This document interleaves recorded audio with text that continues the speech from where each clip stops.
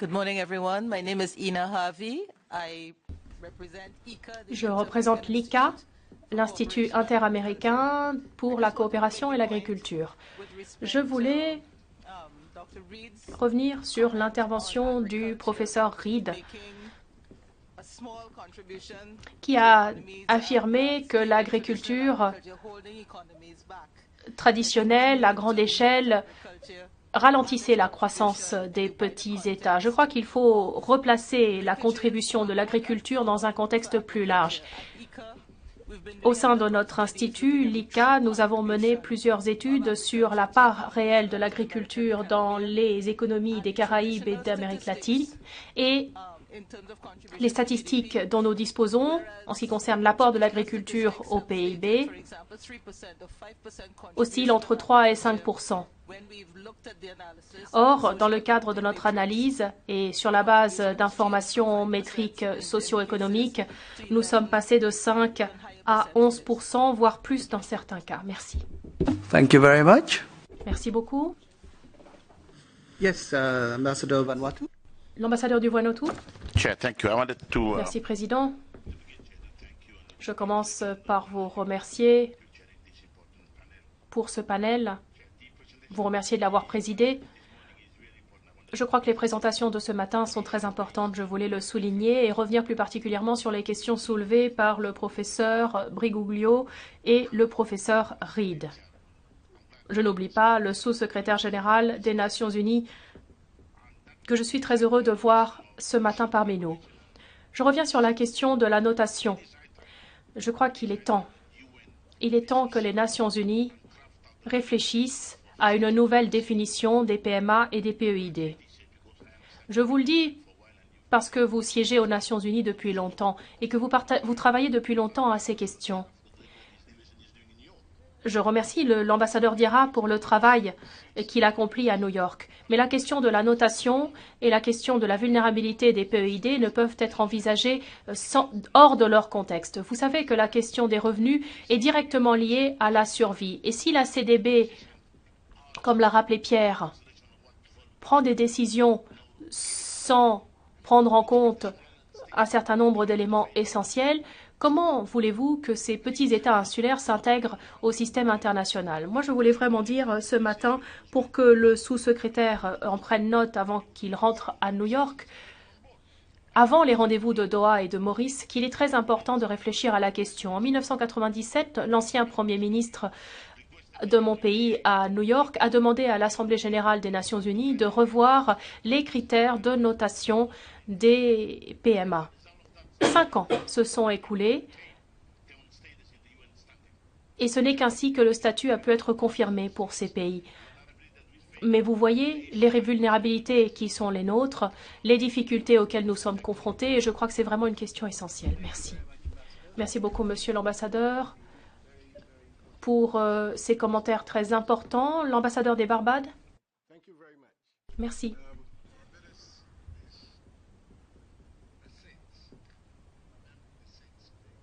Les Barbades font partie des petits États insulaires en développement.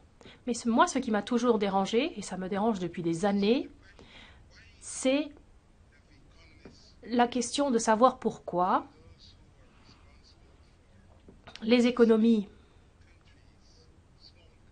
et ceux qui sont chargés d'apporter leur aide aux petits pays, et plus particulièrement aux petits États insulaires en développement, font une fixation sur le ratio PIB par habitant. J'ai une formation d'économiste, je suis diplômée en économie et je ne comprends pas pourquoi on fait une fixation sur cet indicateur-là, PIB par habitant.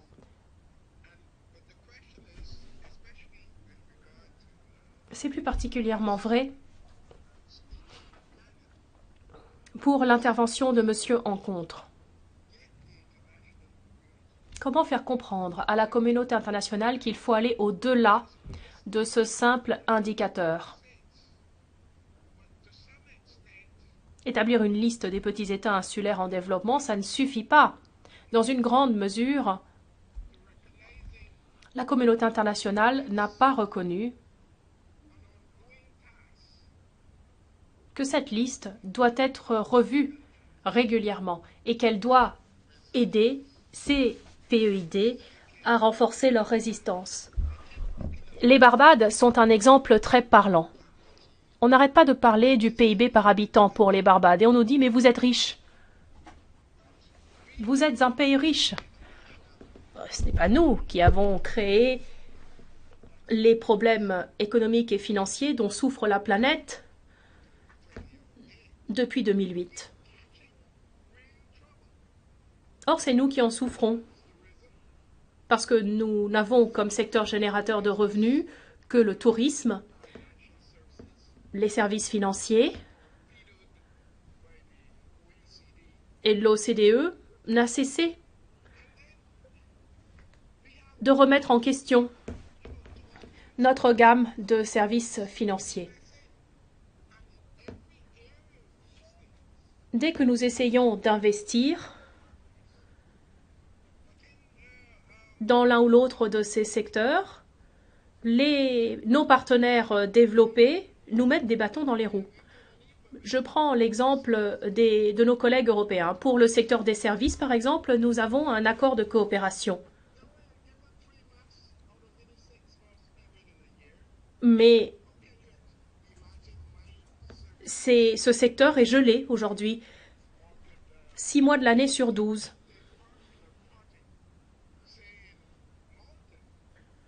Comment participer, par exemple, avec un pays comme Malte, un projet qui dure 3 ans alors que nos secteurs sont bloqués la moitié de l'année? Pareil pour le tourisme. Vous nous mettez des bâtons dans les roues. La liste des PEID est une liste théorique. C'est tout. Ça ne reflète pas la réalité du terrain. Je crois qu'il faut le dire avec beaucoup de franchise. Les PEID continueront d'affronter les difficultés qui sont les leurs. Mais j'ai l'impression que quand on se penche sur la situation des PEID, il y a toute une série de problématiques réelles, concrètes, que nos partenaires européens, par exemple, ne prennent pas en compte. On parle de la stratégie avec l'EDF qui arrive à échéance en 2013.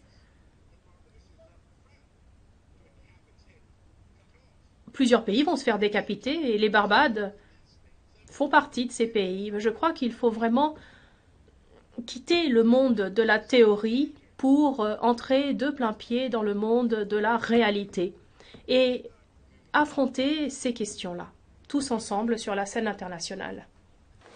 Je vous remercie, ambassade de Madagascar. Je voulais simplement faire une remarque ou une question.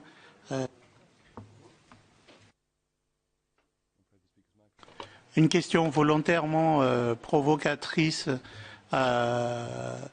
et notamment au professeur Reed.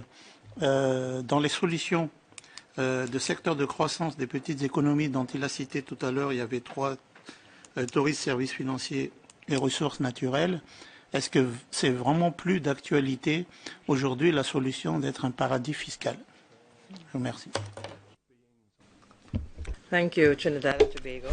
Merci beaucoup. Thank you, Excellency, and I thank the panelists. Excellence, je commence par remercier les membres du panel pour leur présentation qui tombent à pic et qui sont très utiles. Je suis très heureuse de voir parmi eux certains représentants des institutions européennes parce qu'évidemment, il est grand temps d'aborder toutes ces questions puisque l'Union européenne est en train de déterminer, déterminer quel sera le visage de sa future politique d'aide au développement. Vous savez que le Conseil et le Parlement européen travaillent aujourd'hui à 2 projets très importants en la matière. Je suis très inquiète. Et je dois dire qu'en écoutant certaines interventions, j'ai été un petit peu rassurée. Ceci étant, je crois qu'il est urgent de clarifier la situation. J'ai l'impression qu'il est trop tard pour nous maintenant. J'ai écouté avec attention l'ambassadeur des Barbades et je crois qu'il a tout à fait raison. Malgré le fait que les PEID aient toujours travaillé en étroite coopération avec l'Union européenne sur certaines questions pour faire progresser les intérêts mutuels des uns et des autres, par exemple, j'ai participé par exemple à un atelier au sein du Parlement européen il y a quelques jours et un représentant de la Commission a dit alors qu'en ce qui concerne les pays en développement, la seule catégorie de pays en développement qui sera conservée, et je parle de la communication croissance-développement,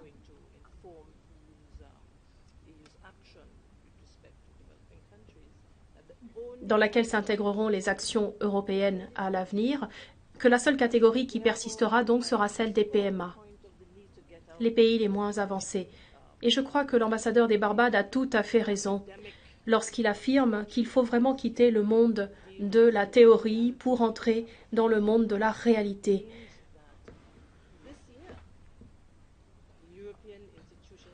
Les institutions européennes vont, dès cette année, se prononcer sur l'aide apportée, l'aide préférentielle adoptée à des petits États insulaires à revenus moyens. L'accord de Cotonou, qui régit les liens entre l'Union européenne et les pays ACP, ne contient aucune clause en matière de notation. Or, c'est cette approche-là, l'approche de la notation, de la catégorisation, qui semble dominer aujourd'hui les actions de la Commission et de l'Union européenne. Alors, pour l'instant, les communications dont je vous ai parlé ne sont pas publiées, mais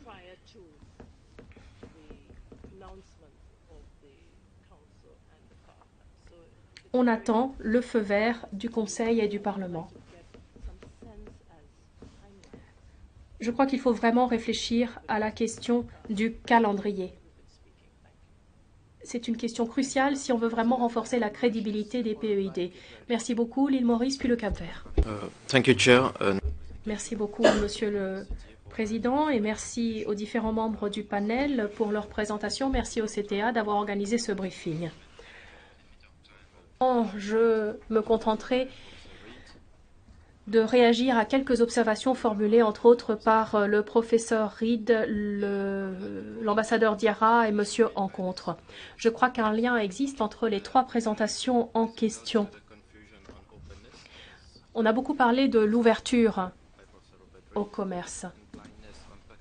On a parlé aussi de l'aveuglement qui règne sur l'indicateur du PIB par habitant. Je crois qu'il faut reconnaître les PEID en allant au-delà de la liste des Nations Unies.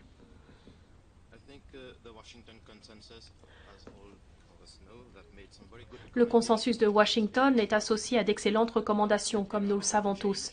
Mais nous vivons aujourd'hui une époque de changement. Et aujourd'hui, certaines de ces recommandations sont vues d'un assez mauvais œil, surtout à la lumière de la crise internationale, la crise de la finance internationale et la crise de la zone euro.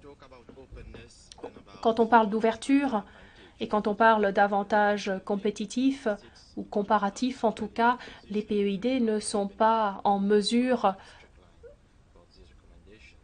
de tirer profit de ces recommandations. Je prends l'exemple de mon pays, l'île Maurice.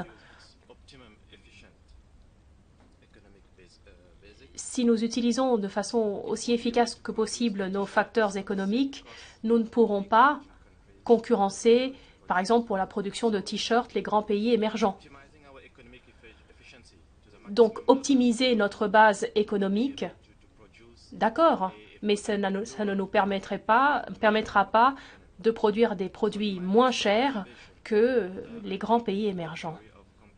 Je crois que la théorie de l'avantage comparatif ou compétitif est assez futile et en tout cas malvenue dans le contexte des PEID. Et pour revenir sur les remarques formulées par l'ambassadeur des Barbades et l'ambassadrice de Trinidad et Tobago, C'est vrai que l'établissement de catégories de pays et donc la création de la liste des PEID est un exercice théorique onusien, si vous voulez.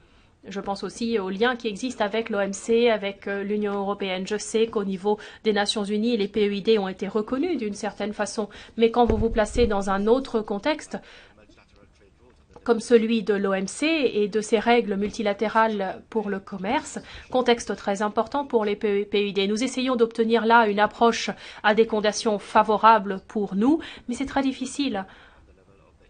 C'est vrai je sais aussi qu'au niveau de l'Union européenne, il y a une nouvelle orientation en matière de politique de développement et de politique commerciale, et je crois qu'il faudrait au niveau de l'Union européenne que l'on réfléchisse aux spécificités des PEID. Merci. Madame l'ambassadrice, merci beaucoup. Je vais essayer de passer au français, si vous voulez bien. J'aimerais remercier la CTA pour cette initiative, une fois de plus très, très importante pour nous tous. Je remercie aussi les panélistes pour les expositions très, très élucidatives, toutes, et en particulier peut-être super rencontre que nous connaissons aussi au Cap-Vert depuis le grand travail, je dirais même d'amis du pays qu'elle a fait pendant la période de la graduation du Cap-Vert. Et ma question sera même très liée au exemple qu'il a donné concernant le Tuvalu, pour dire que malheureusement on voit que le dilemme gradué pour la graduation ou pas pour la graduation existe toujours, et je me demande si ce n'est pas déjà le temps de travailler dans le sens qu'il a aussi mentionné pour définir les différentes catégories des pays, des États, et surtout pour définir des critères pour que ces États aient des traitements spéciaux. Et maintenant, j'aimerais, disons, inclure ici une catégorie que serait des pays nouvellement gradués, étant CID ou pas CID. Parce que si on est tous d'accord, et c'est la raison pour qu'on est ici, pour débattre la question des CID, les vulnérabilités, comment construire les résiliences, nous savons aussi que le problème de, disons, ne pas être sûr que la graduation est une bonne chose, peut-être jusqu'ici, ce n'est pas une bonne chose, mais cette discussion ne donne pas la signe dans la direction correcte que je pense on aimerait avoir, parce que l'objectif final et définitif pour tous, c'est le développement durable pour tous. Et on résiste à être gradué. Bon, gradué, c'est juste, disons, la solution que la communauté internationale a trouvée pour catégoriser les pays. Ce que je me demande, c'est ce serait pas le temps, voilà, d'avoir des critères et de donner des traitements spéciaux aux pays, par exemple, nouvellement gradués, parce que la régression est possible. Le cas du Cap-Vert est toujours sous je pense, doit toujours être sous la vigilance, bien sûr, du gouvernement du Cap-Vert, mais du UNCTAD et de tout le monde, parce que des problèmes, ce qu'on avait identifié comme risque avant, sont en train de se révéler. Un de ces problèmes, c'est l'endettement très rapide de l'État pour profiter des dernières, disons, possibilités d'avoir des crédits plus ou moins concessionnels, et ce problème va. Donc, c'est ça ma question. CID, oui, bien sûr, mais pourquoi pas des mesures spéciales, des traitements spéciaux aux pays récemment gradués pour donner un signe peut-être plus positif que le développement et que la graduation, c'est peut-être le bon chemin. Merci beaucoup. Merci. Thank you. Maybe to add up to... Simplement un complément d'information par rapport à ce qui a déjà été dit. J'apprécie beaucoup l'intervention de l'ambassadeur concernant la modification des définitions. Et je pense que dans ce contexte, il ne faut pas oublier nos populations, que ce soit en termes de volume, mais également en termes de gestion de ces populations, c'est-à-dire le bien-être, la formation, l'éducation, l'égalité des sexes, la jeunesse. Parce qu'on ne peut rien faire sans leur aide. Thank you very much. We shall now, Merci, give merci the floor beaucoup. to each Je donnerai of à the, présent la analysts. parole à chacun des orateurs. Il ne nous reste pas beaucoup de temps. Donc je vous donne 1 minute et demie chacun. Ambassadeur Diarra. Merci beaucoup. Je vais répondre à la dernière question que l'on m'a posée. La gestion de la population, c'est un des critères de cette notification. L'index humain. De voir le nombre de pays qui ont réussi à améliorer la qualité de la vie, la santé, l'éducation de la population. Donc je pense que c'est un critère que nous prenons en compte. En ce qui concerne le Cap-Vert, au niveau des Nations Unies, nous réfléchissons actuellement à la façon de rendre cette notification plus attrayante. Ça s'appelle la transition douce. De voir comment les pays gradués peuvent continuer à bénéficier de ces mesures d'incitation et de ce traitement particulier. Il y a des experts qui ont contribué à ces débats et j'espère qu'au bout du compte, nous obtiendrons des recommandations politiques que nous pourrons soumettre à l'Assemblée générale.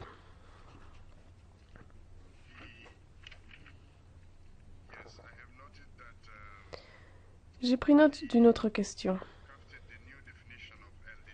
Concernant la nouvelle définition des PMA et des PEID.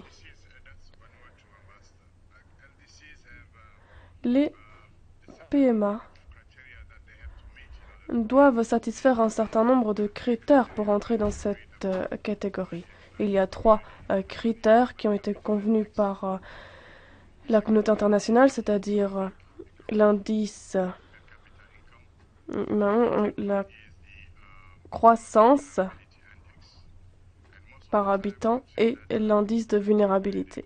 Et ces pays qui ont été réévalués satisfont à ces 3 critères. Mais aucun d'entre eux ne répond à l'indice de vulnérabilité parce qu'ils restent fragiles même s'ils sont réévalués. Donc, s'ils sortent de cette catégorie, ils restent vulnérables. Donc, que fait le CDP? Il s'agit d'un groupe d'experts qui nous fait part de son expertise. Mais c'est l'Assemblée générale des Nations Unies qui prend les décisions politiques au final. Donc il y a quand même une marge de manœuvre. Et l'Assemblée générale, les COSOC, peuvent gérer cette situation des PMA, peuvent réfléchir à la façon dont ils vont les identifier et les réévaluer. Cela est réalisé par l'Assemblée de l'ECOSOC et je pense que le CDP peut rédiger des recommandations dans ce contexte. Je m'en tiendrai là. Je vous remercie, Monsieur le Président. Merci beaucoup, cher ambassadeur. Je donne à présent la parole à Lino. Merci. J'aimerais vous redire que si des pays doivent accroître leur résilience, c'est bien les petits États insulaires. Ça a été confirmé par les autres orateurs. Alors qu'est-ce que cela signifie? Cela signifie que les États qui doivent améliorer leur résilience doivent être aidés. Ça va dans le sens de la présentation de Pierre Rencontre. Ils doivent être soutenus afin de surmonter les chocs. Et c'est le cas également pour les PMA. J'ai rédigé un article récemment qui s'intitulait « Diriger l'EDA pour une meilleure résilience ». Et donc, cela permet à ces pays de dire qu'ils veulent effectivement améliorer leur gouvernance économique. Merci Lino. Professeur Reid.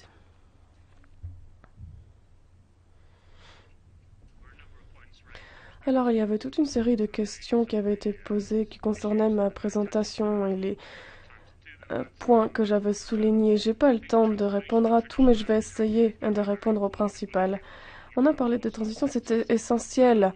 On parle de différents secteurs concernés, particulièrement dans le cadre du changement climatique, du développement durable et de la durabilité environnementale. Nous devons, là, nous intéresser aux activités indigènes qui existent déjà, au lieu d'attendre la naissance de quelque chose de tout à fait nouveau, d'idées étrangères ou d'investisseurs étrangers qui apportent de nouvelles idées, qui transforment l'agriculture, qui modifient les modes de production et qui améliorent également le maillage de cette économie. Je pense que c'est essentiel si l'on veut faire croître cette valeur ajoutée nationale et également le taux d'emploi. À propos des paradis fiscaux. Non, moi je ne suis pas pour ces paradis fiscaux. Les pires d'entre eux vivent dans des contextes non sûrs. Et comme l'a dit également l'ambassadeur des Barbades, ils font l'objet des préoccupations de l'OCDE et de l'UE.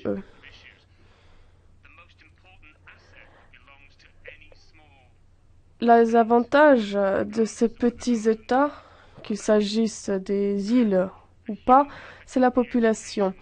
Et ces critères humains, la population, leurs compétences peuvent être utilisés pour les activités offshore, et les systèmes bancaires également, et là je n'inclus pas les paradis fiscaux, mais également les audits, le traitement des données. Internet a rendu plein de choses possibles. Les États-Unis peuvent...